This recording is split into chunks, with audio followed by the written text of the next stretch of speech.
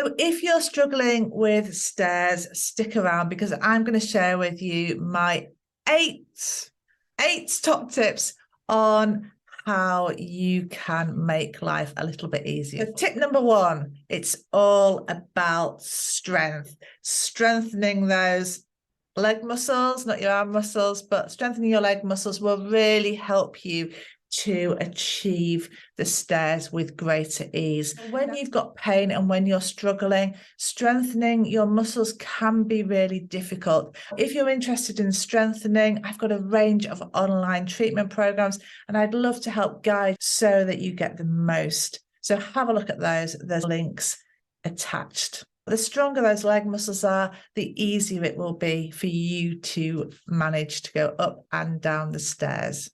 Now, when it comes to strength, it actually takes more strength and control to come down the stairs than it does to come up the stairs. Everyone's different, but most people generally will find that descending the stairs is harder. Tip number two is to put both feet on each step. So ideally, we're used to running up the stairs like this. But in reality, when things are sore, that's not going to be an option. Now, there's a really great sequence that you can use to do this. The way I remember it is I think good to heaven, bad to hell. Leading up with the good leg will really help and then follow it up with the bad leg. So we're using the strength of the good leg to move up, follow it up with the bad leg. Strength of the good leg, follow it up with the bad leg. Coming down, you're going to go bad leg first, which seems really counterintuitive, but what's going to happen is your good leg is going to do all the work lowering. So your good leg's lowering the bad leg onto the step, then it's catching it up. So bad leg, good leg, bad leg, good leg. Number three is use the handrails. Don't just rely on your legs, use your arm muscles to help as well. So this will help to offload the legs, but also it really helps with balance. So it's really important when it comes to safety on the stairs, which is our number one priority. If you haven't got a handrail, it might be worth thinking about getting one put in. They are relatively easy to fit. Quite often people will use sticks and crutches, but rarely do they think to take them on the stairs. They'll often leave them down at the bottom of the stairs and then pick them back up when they come downstairs. But using a stick or a crutch on the stairs is really useful. If you've got a stick or a crutch, it makes no difference.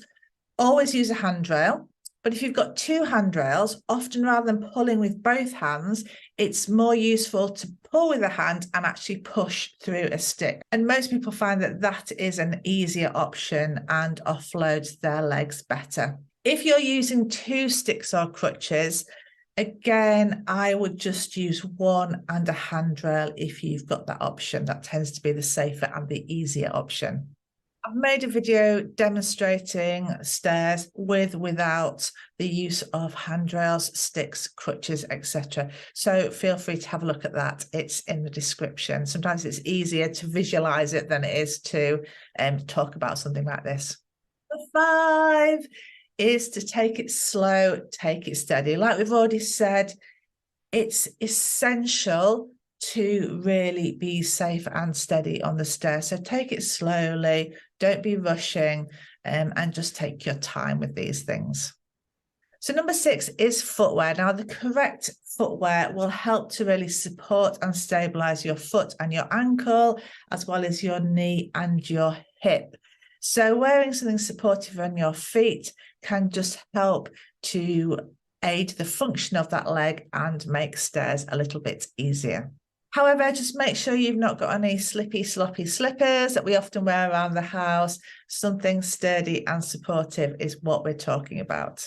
So number 7 is about managing our weight. So the more weight we have to move up the stairs, the harder it is and the more challenging it is on the muscles. So if we can reduce our body weight, then this will really help to offload our legs and make stairs much easier.